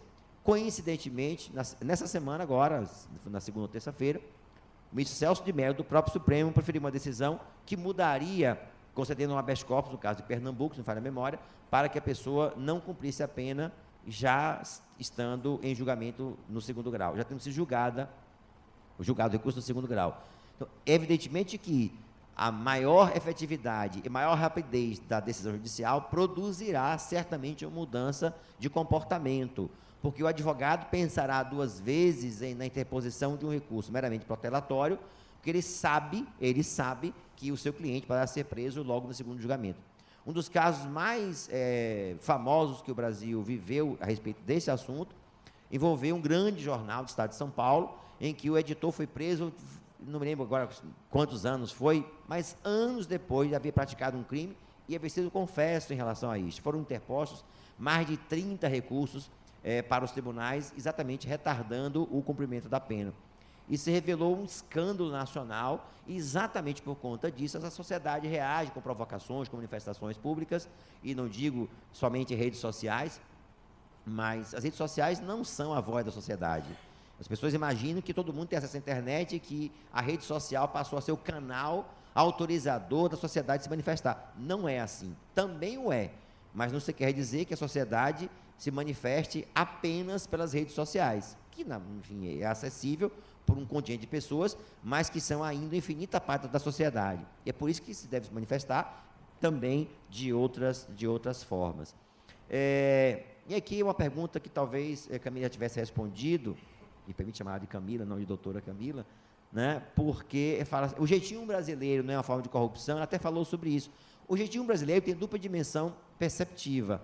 É algo interessante, é algo bom, é a capacidade do brasileiro de se adaptar a situações de dificuldade, ele reage bem, ele tem uma criatividade que é própria do brasileiro, mas quando levada a essa dimensão do jeito para se beneficiar, passar por acostamento, furar a fila no cinema, enfim, a pessoa se sente autorizada a não ser um igual. E todas as vezes que alguém se sente superior a outrem, isto é, alguém está sendo beneficiado, ou melhor, essa ideia de igualdade, que na Constituição Federal é uma grande conquista do mundo de hoje, da sociedade contemporânea, fica prejudicada.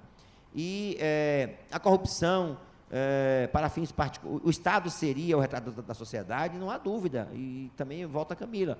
O Congresso Nacional é a sociedade brasileira, ali estamos nós, de uma forma ou de outra, que de alguma maneira, claro, eu me refiro também, eu disse que é importante mudar o sistema político, que ali estão empresários, ali estão trabalhadores, ali estão, ou pelo menos pessoas que representaram esses segmentos. Se eles vão cumprir ou não a legitimidade daquilo que foi a proposta pela qual foram eleitos, aí um outro contexto.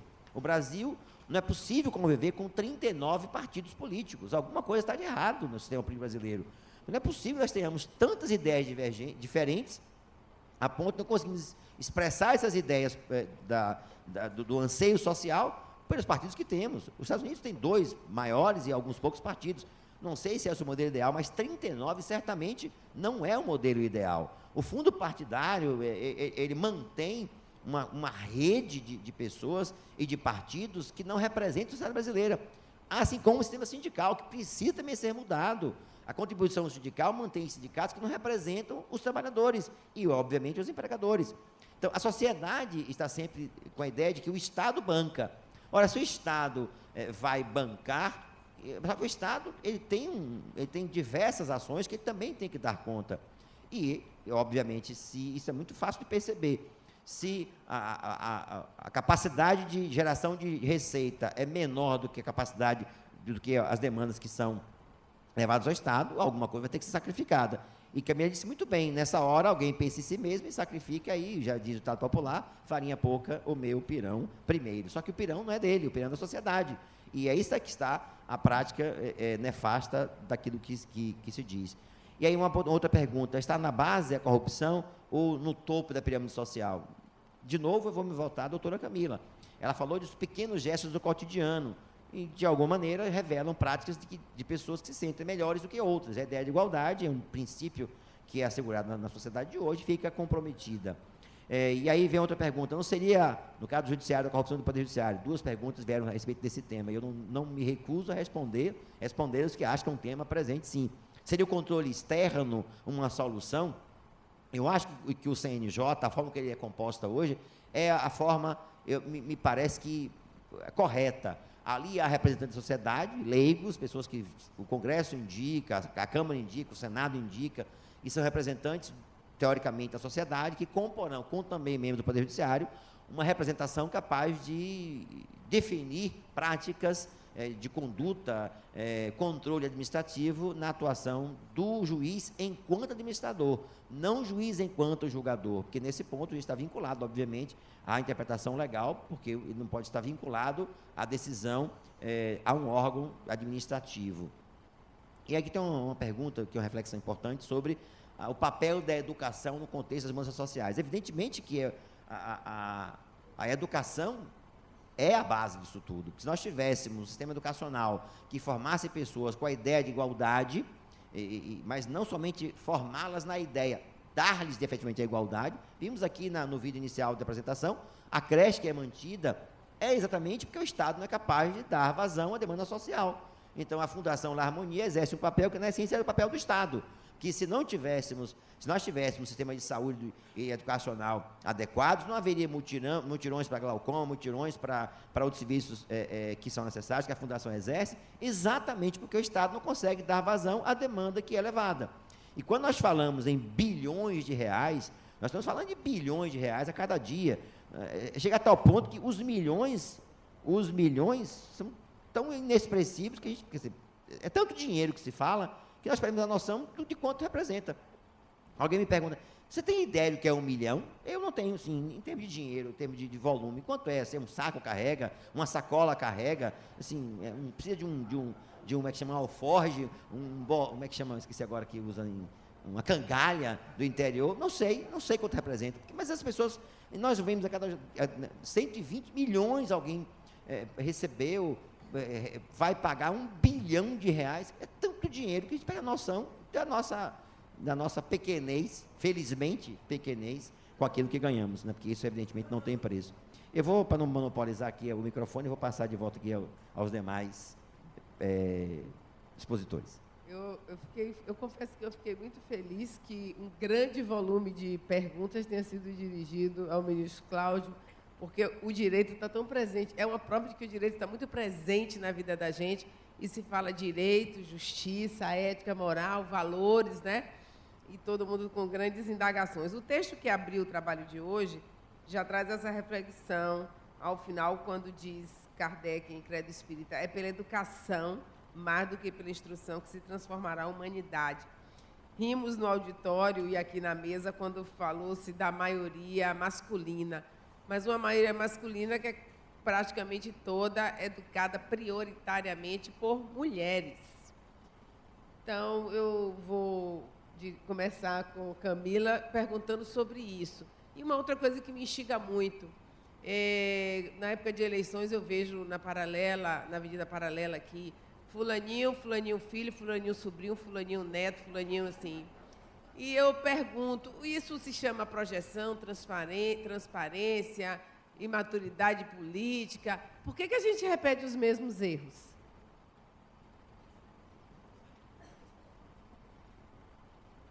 Começa por onde agora, gente? Você falou primeiro das mulheres, né? Sim, são mulheres que criam, mas não necessariamente o que está sendo aprendido lá é política. O que eu ensino para o meu filho, em parte, é política, sim. Mas ainda temos uma imaturidade política muito grande no país. Até porque a educação, o que está sendo ensinado, ainda não está sendo ensinado para o indivíduo ser cidadão. Então, são mulheres com uma série de dificuldades. Hoje são letradas, mas até pouco tempo não eram, até pouco tempo não votavam. Então, essas mulheres ainda estão se desenvolvendo politicamente, ainda vai levar muito tempo. Então, dizer que a culpa é delas é complicado, a participação delas ainda é pequena, esse desenvolvimento político. Mas eu quero sim ver mais mulheres participando, eu quero ver esse desenvolvimento. Então, aguarde e confie. Mais coisa virá, né? Sim, nós repetimos os erros, nós votamos errado, nós ainda fazemos muita coisa da mesma forma, mas é principalmente porque nós temos preguiça de pensar politicamente. Então, eu voto naquele indivíduo que é bonito, aquele indivíduo que está bem na foto, ou porque ele apareceu mais na TV, ou porque alguém me disse para votar em fulano. Então, é mais fácil votar, até porque nós somos obrigados a votar, mas não necessariamente nós estamos preparados para votar. Não necessariamente a gente estudou o que aquele político tem como princípios, o que ele tem como objetivo, para poder saber o que a gente está fazendo. Isso ainda vai levar muito tempo. Mas eu espero que a gente comece a fazer. A gente ainda tem, hoje no Brasil, pessoas que votam em troca de comida. Então, imagine a imaturidade política desse cidadão. Ou melhor, é cidadão? Será que ele sabe o que é isso? Se ele está trocando por uma dentadura o voto dele? Queria responder algumas perguntas que apareceram aqui. Uma delas é em relação à geografia, se tem diferença de um corruptor no Nordeste ou no Sudeste. Primeiro, entre corruptos e corruptores. Essa diferença não são todos os autores que fazem, por entender que é farinha do mesmo saco. Pense nos corruptores de menores, né, ou as pessoas que cometem violência, abuso infantil. Um corrupto que corrompe alguém, esse que foi corrompido provavelmente se tornará um novo corruptor, né? Então, é um ciclo. Então, já não faz mais diferença eu dizer ele era bom e foi corrompido por alguém, né? Essa definição não se aplica muito, está muito misturado. Então, a diferença geográfica ela é praticamente nenhuma, porque nós temos características do povo, mas a corrupção ela vai acontecer a depender das características do lugar. Então, no Nordeste, talvez a gente possa corromper oferecendo comida ou dentadura, mas a gente não vai conseguir fazer isso no Sudeste.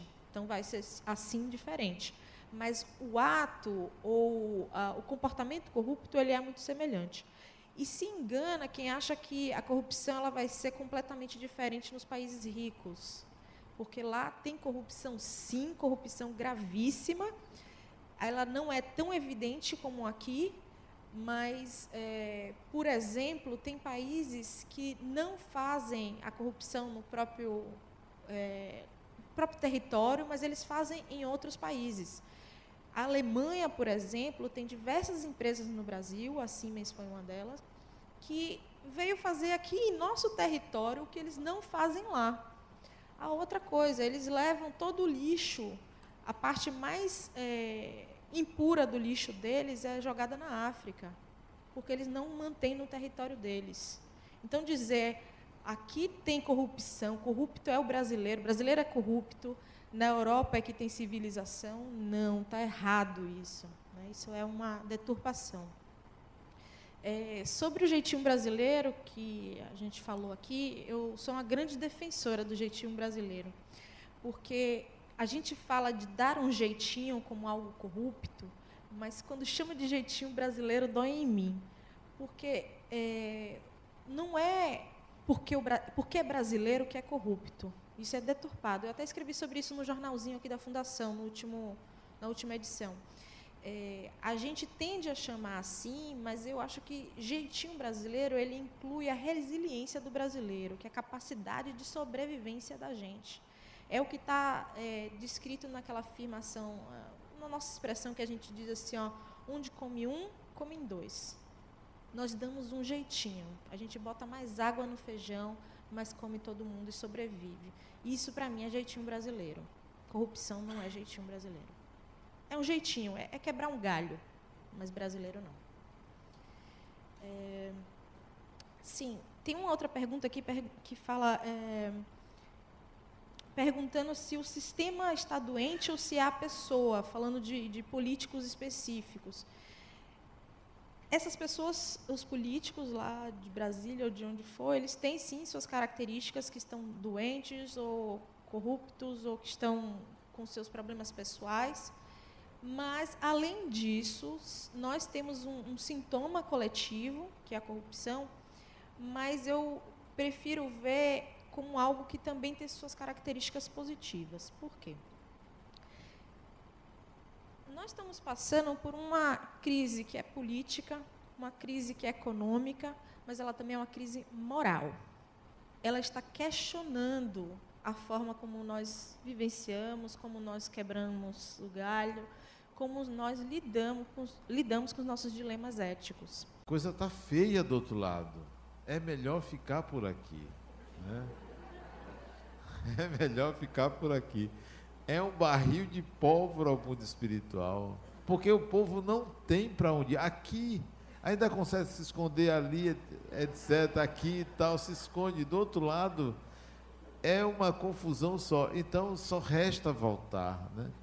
Como a reencarnação está passando por uma reformulação muito grande, um filtro enorme, nem todo mundo consegue reencarnar, porque as mulheres, muito sabiamente, estão ou postergando ter filhos, ou tendo muito poucos, né? Então está diminuindo a possibilidade de você encontrar um lugar, uma mãe que queira. Só aquelas desesperadas que aceita qualquer um, né? Pode vir quem for, não vá por aí. Então a reencarnação está difícil, então o barril de pólvora está do outro lado. A minha solução é mais simples: vamos espiritualizar a sociedade. Obrigada, Adenauer. Nós vamos passar às considerações finais dos palestrantes pelo avançado da hora E aí deixo à vontade para responder alguma questão e já partindo para a finalização. Ministro Cláudio, pela ordem. Serei breve. Eu registro novamente o meu agradecimento ao convite feito pela Fundação para, diante de tão ilustre mesa, participar, trazendo um pouco da reflexão sobre este tão importante tema. E só para contextualizar duas perguntas que foram feitas, se estão faltando ações do governo, se o Congresso aprovaria uma pena de prisão perpétua para político corrupto. Evidentemente que eu acho que não seria aprovada uma pena dessa, porque, na verdade, o Congresso reflete sempre um interesse muito privado. Mas eu quero só deixar presente uma afirmação que nós estamos talvez passando uma ideia de que a responsabilidade pela corrupção brasileira é da política, e não é. Não é. Há um forte componente político, ou melhor, há um forte componente de membros do Congresso brasileiro e no âmbito estadual e municipal nesse contexto, mas nós não podemos imaginar que a corrupção brasileira seja exclusivamente obra e seja tributada aos membros do Congresso Nacional. Quem mora em Brasília sofre um problema sério, porque todo mundo que mora em Brasília, quando diz que é de Brasília, é de Brasília? Tá bem, hein? Sim, eu já vi isso pelo menos umas 3 vezes, assim, um certo sorrisinho de canto de boca, imaginando que Brasília é uma cidade onde todo mundo que vive lá é corrupto. Todo mundo. E, na verdade, não é assim, né? Então, só para deixar claro, como reflexão final, que eu não atribuo, em nenhum momento me passou, e se transmitir isso, quero deixar bem claro, que não vejo na responsabilidade única pela corrupção brasileira ser atividade única, repito, do parlamento brasileiro. Isso é um contexto de sociedade brasileira na qual nós todos estamos inseridos, em maior ou menor dimensão. E a corrupção enquanto crime está atrelada à atuação de alguém que ocupa uma função pública, mas não quer dizer que seja apenas isto que caracterize, como já mencionamos aqui. Então, só para registrar mais uma vez o meu agradecimento à Fundação pelo convite, dizer que sempre é um prazer estar convivendo com pessoas que fazem um trabalho social de destaque, todo ele motivado pelo amor, pelo voluntariado, com a ideia de dar um pouco de si a quem precisa mais do que nós temos para dar. E compartilhar a mesa com tão ilustres presenças, para mim, de fato, é uma honra e registro o meu agradecimento. Muito obrigado, boa noite.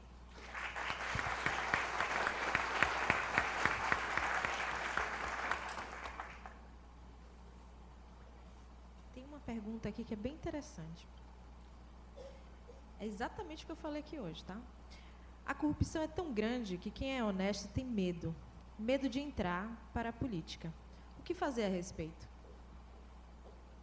Você está com medo do que tem dentro de você. Não é da política. Você está com medo de características que são suas. E eu acho que isso aqui é importante. Não importa quem foi que escreveu, mas é um medo de todo mundo. Porque quem entrar lá vai sim se contaminar. E realmente não é todo o parlamento, ou sei lá, aqui no Brasil, na Câmara dos Deputados, o que for, não é isso especificamente. Faz parte, sim, de governar que você saiba lidar com a corrupção. Faz parte de lidar com a política ter que enfrentar dilemas morais. O que você faz com isso é que é responsabilidade sua. A corrupção, ela envolve sempre uma decisão. Ninguém é forçado a corromper ninguém. Você corrompe se você quiser. Você oferece um dinheiro a um guarda, a um policial, porque você quis. Ou envolver uma decisão moral sua, diante de um dilema ético, né? Então, se você está com medo de se contaminar, cuidado. Está aí, do seu ladinho, né? A corrupção vem até você. Então, o que acontece dentro de nós precisa ser vivenciado, precisa ser compreendido, né? Tem um autor que fala que dentro de nós existe um político. Então, se pergunte como é que está esse político interior seu. Esse que governa, esse que lida com manipulações, esse que lida com pessoas, que vota, que é cidadão ou não. Como é que está seu político interior? E outra, se você de fato se envolvesse com política, que político você seria? muito fácil julgar quem está lá. É que nem se você estivesse assistindo um jogo de futebol e criticando, né, o jogador, o treinador, mas não é você que está fazendo, então é muito fácil criticar. Que tipo de político você seria? Dizer que você é honesto é fácil. Não sou, ninguém é. Ou é até certo ponto, né? Porque na hora que a gente se envolve é que a gente vai ver. Porque só lidando com poder, só lidando com dinheiro é que a gente pode ver como é que é isso.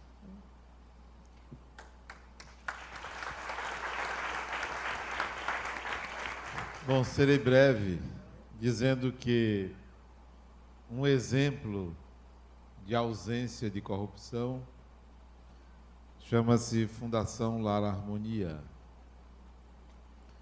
porque essa instituição cresceu, se desenvolveu sem a necessidade de utilizarmos deste expediente, talvez porque à frente dela esteja uma representante do direito.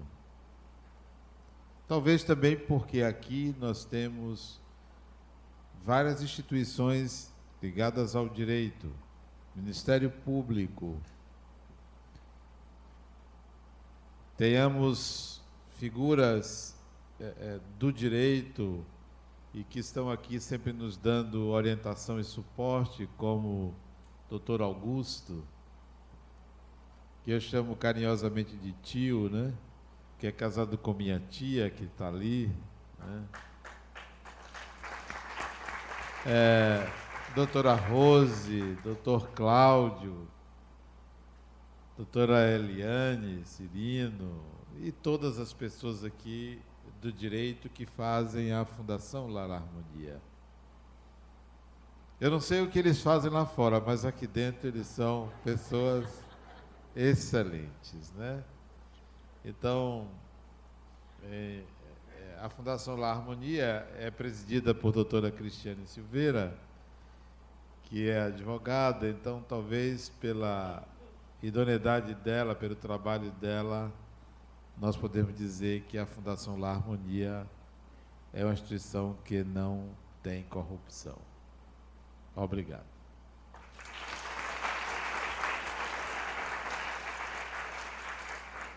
Vou devolver agora a palavra aos nossos mestres de cerimônia tão simpáticos, já dizendo ao Denis e à Eliane Cirino que uma frase aqui citada, uma citação do Eduardo Galeano sobre a utopia, e juntando com a fala de todos os palestrantes aqui, o que nos faz caminhar é essa utopia.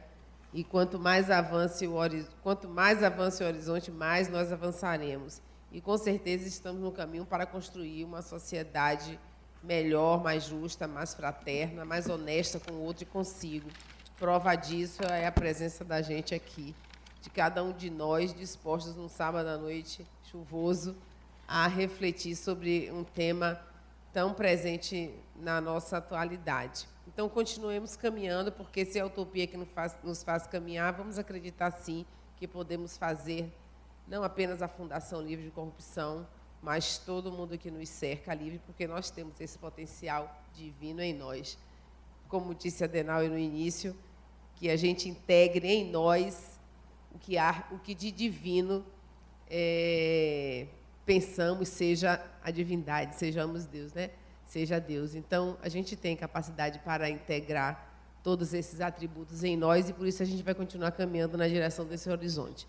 Passo a palavra agora aos nossos mestres de cerimônia.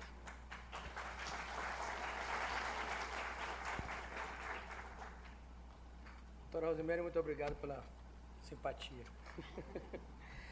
Convidamos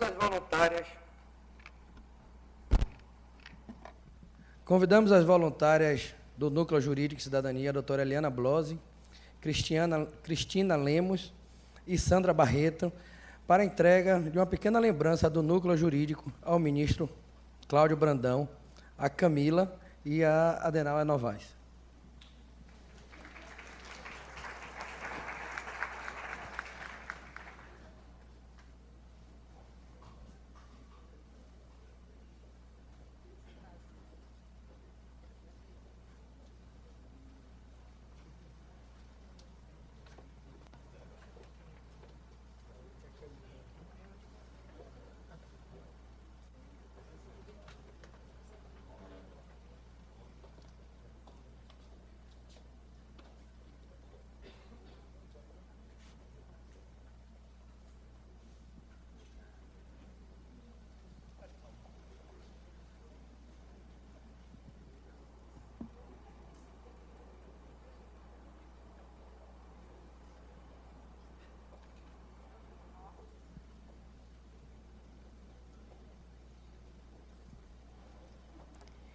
11 anos de trabalho se passaram com a atuação do nosso núcleo jurídico em prol da sociedade, das pessoas que buscam em nosso núcleo um atendimento jurídico, uma orientação, um amparo. Mas comemorar os 11 anos sem homenagear aqueles que no dia a dia tornam esse trabalho sério e harmonioso não é possível. Por isso, esta noite, iremos homenagear também duas pessoas que estão conosco há muito tempo. Foram os primeiros estagiários do nosso grupo e hoje, após formados, continuam atuando como advogados no núcleo jurídico, com muito compromisso, respeito e carinho. Chamo, então, ao palco para receber esta singela homenagem Leoconi Meirelles e doutora Larissa Veloso.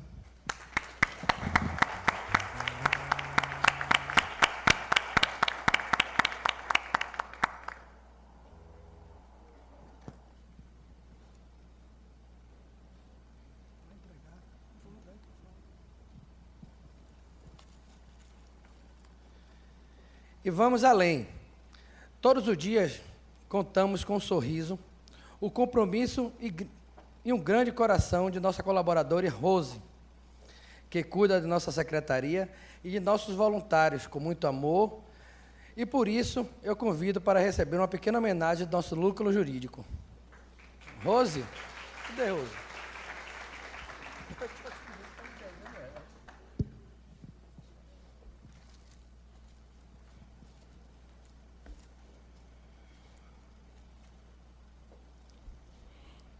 E como não poderia deixar de ser, gostaríamos de homenagear uma pessoa que esteve conosco até o início deste ano e que saiu para alçar voos mais altos em sua carreira profissional, mas que continuará em nossos corações, parte do nosso harmonioso grupo, e a queridíssima Ana Rita Pires. Aninha, para receber nossa pequena e sincera homenagem.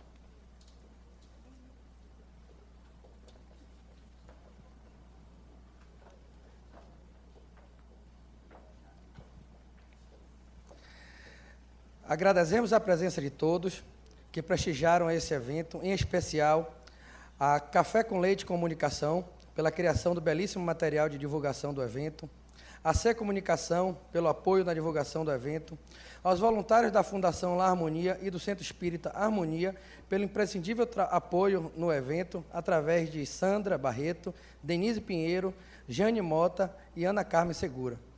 Convidamos a Denália Novaes para fazer a prece de encerramento do nosso trabalho dessa noite. Fechemos os nossos olhos, agradeçamos a Deus por aqui estarmos refletindo, buscando nosso aprimoramento espiritual, observando a sociedade em que nos encontramos, buscando cada vez mais participar dela ativamente, oferecendo a nossa espiritualidade para que esse processo que a corrompe encontre seu fim. Sê conosco, Senhor Jesus, que o núcleo jurídico continue seu trabalho em favor desta sociedade, beneficiando-a, trazendo equilíbrio e harmonia a todos que nela vivem. Que a tua paz esteja sempre conosco, que nos leve de volta aos nossos lares.